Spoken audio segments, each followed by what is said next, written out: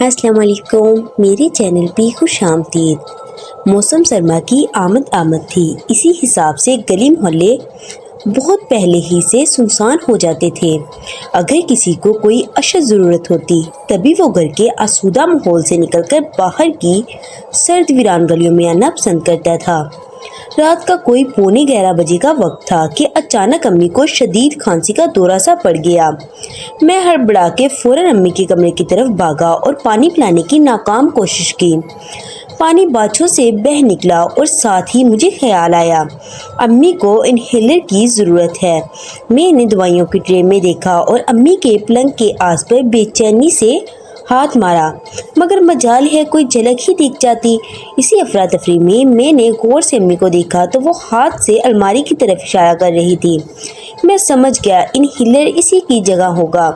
کچھ عرصے سے امی کو بولنے میں کچھ مسئلہ سا ہے تو وہ اشاروں میں بات کرنے اور سمجھانے کی کوشش کرتی۔ خیر میں نے لپک کے الماری کھولی تو سامنے ہی انہیلر رکھا دیکھ کر سکون کا سانس لیا۔ فوراً امی کے منہ سے لگا کر 1-2 بار پمپ کیا تو امی کی سانس ہموار ہوئی اور مجھے راحت کا خوشگوار احساس ہوا۔ سانس کنٹرول میں آئی تو خیال آیا اب کھانسی کی دوا بھی دے دوں، امی کو ایسا نہ ہو پھر کھانسی آ جائے۔ اور جیسے ہی دوبارہ دواؤں کے بارے میں پوچھنے لگا یاد آیا صبح ہی تو امی نے پرچہ دیا تھا کہ دوائیں ختم ہو گئی ہیں۔ میں نے اپنا ماتھا پیٹا، امی رکے، میں بس یوں گیا اور یوں آیا آپ کی میڈیسن لے کے۔ امی نے مجھے منع کرنا چاہا لیکن میری شرمندگی کم نہیں ہو رہی تھی، لہٰذا میں نے بائک کی چابی لی اور امی کو تسلی دے کر باہر نکل گیا۔ باہر آیا تو گھر کی عافیت معلوم ہوئی، کس بلا کی سردی اور دھند تھی، نہ کوئی بندہ نہ کوئی ہلچل، عجیب سی ویرانیت ٹپک رہی تھی گلیوں میں۔ مجھے معلوم تھا 4 گلیوں کو چھوڑ کر ایک چھوٹا سا میڈیکل سٹور ہے جو 24 گھنٹے کھلا ہوتا ہے۔ بس اب اللہ سے دعا کی کہ امی کی دوائی مل جائے ادھر سے۔ اللہ کا شکر مطلوبہ دوائی مل گئی۔ میں نے لگے ہاتھوں ڈبل روٹی اور جیم بھی لے لیا۔ اچھا ہے امی کو صبح ناشتہ بنانے اٹھنا نہ پڑے۔ امی اور میں اکیلے ہی رہتے تھے کیونکہ جاب ابھی اچھی نہیں تھی تو شادی بھی نہیں کی تھی میں نے۔ ابو کا انتقال کافی وقت پہلے ہو چکا تھا۔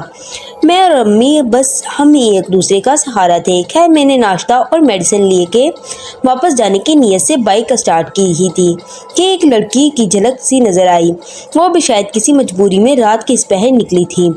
مجھے ایسے نکل جانا مناسب نہیں لگا تو بائک اس کے پاس جا کے روک کے پوچھ ہی لیا، خیریت محترمہ؟ جی وہ دیکھیں میں شریف انسان ہوں، اپنی والدہ کے لیے میڈیسن لینے نکلا تھا، آپ کو دیکھا تو سوچا پوچھ لوں۔ وہ میں بھی ایک انجیکشن لینے آئی تھی، اتفاق سے جتنے پیسے تھے اس کا انجیکشن آ گیا تو اب واپسی کا کرایہ نہیں ہے۔ وہ شرمندہ سی ہو کر بولی، اوہو کدھر رہتی ہیں آپ؟ جی میں یہ قبرستان کے برابر میں۔ قبرستان میرے گھر سے زیادہ دور نہیں تھا لیکن رات کے اس سمے قبرستان کا سن کر ہی ایک لمحہ کو دل دھڑک سا گیا۔ اچھا دیکھیں محترمہ، مناسب سمجھے تو میں چھوڑ دوں آپ کو اس طرف، میرا گھر زیادہ دور نہیں ہے وہاں سے، کسی کا گھر کہیں بھی ہو آخر گھر تو سب کا قبرستان ہی ہے۔ وہ عجیب سا مسکرائی۔ جی؟ میں نے تعجب سے پوچھا۔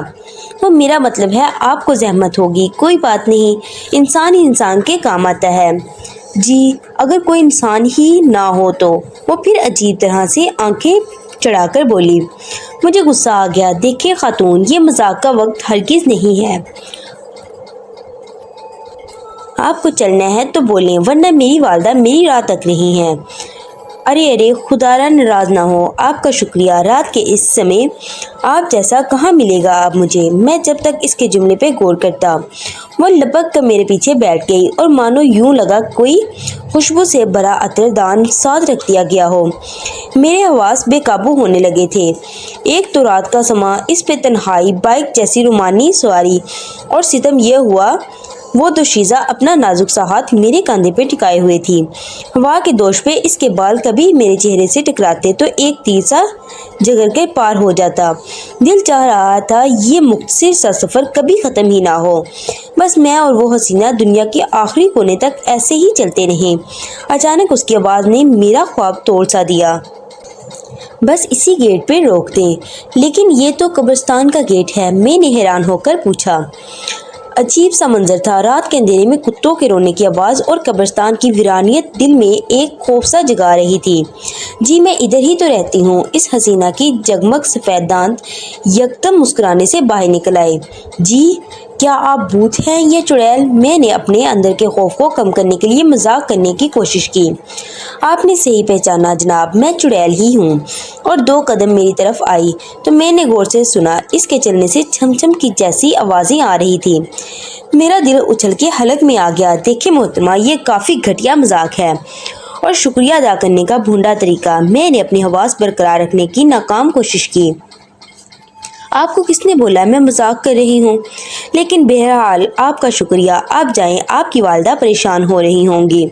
اور وہ ایک دم پلٹ کے قبرستان کے دروازے سے اندر داخل ہو گئی، لیکن اس کے چلنے سے چھم چھم سی آواز آتی رہی۔ میں نے کانپتے ہاتھوں سے بائک اسٹارٹ کی اور فوراً ہی ادھر سے بھاگ نکلا۔ کچھ دیر کے بعد خیال آیا، آواز مسلسل آ رہی تھی، لیکن اب آواز کچھ بدل گئی تھی۔ ہوا کی سرسراہٹ میں عجیب سا جلد رنگ تھا، لیکن تھی وہی آواز۔ مجھے کبھی سی لگ گئی یہ ایک دم ساری قرآنی آیتیں بھول گیا، سوائے یا اللہ کے کچھ بھی منہ سے نہیں نکل رہا تھا۔ میں نے شاید ہی کبھی اتنی تیز بائک چلائی ہو، لیکن وہ آواز تو شاید میرا پیچھا کرنے پہ تلی تھی۔ میں نے بائک گلیوں میں بھگانی شروع کر دی اور تیز سے تیز کرتا گیا، لیکن اس عورت نے بھی ہوا سے شرط لگا رکھی تھی۔ مجھے لگا میرا آخری وقت آ گیا۔ ایک تو رات، پھر سردیوں کی کوئی بھی مدد کے لیے نظر نہیں آیا۔ میں نے سوچا آخر وقت تو آ ہی گیا ہے، کیوں نہ امی کے قدموں میں جان دے دوں۔ یہ سوچتے ہی میں نے گھر کا رخ کیا اور کلمہ پڑھنے کی کوشش کرنے لگا۔ گھر کی گلی میں آتے ہی دیوانہ وار ہارن دینے لگا۔ مجھے معلوم تھا امی جاگ رہی ہوں گی، لیکن یہ بھی احساس تھا پڑوسی کتنا غصہ ہو رہے ہوں گے۔ لیکن مجھے اس وقت صرف اپنی ماں کے قدموں میں جان دینے کے سوا کچھ ہوش نہیں تھا۔ یا شاید وہ چڑیل جس کو میں نے ہمدردی میں آ کے لفٹ دی مجھے اپنے ساتھ ہی لے جاتی تو میں آخر بار ہی صحیح امی کو تو دیکھ لوں۔ اچانک امی نے دروازہ کھولا تو میں نے اپنے خیالوں سے باہر آیا اور سیدھا بائک اندر سین میں لے گیا۔ امی بھی پریشان تھی اور سوالیہ نظروں سے مجھے تک رہی تھی، اور میں بت بنا اپنی بائک کے پچھلے پہیے میں لپٹے شاپر کے ساتھ بکرے کی گردن میں پہننے والا چھنچھن مالا کو دیکھ رہا تھا۔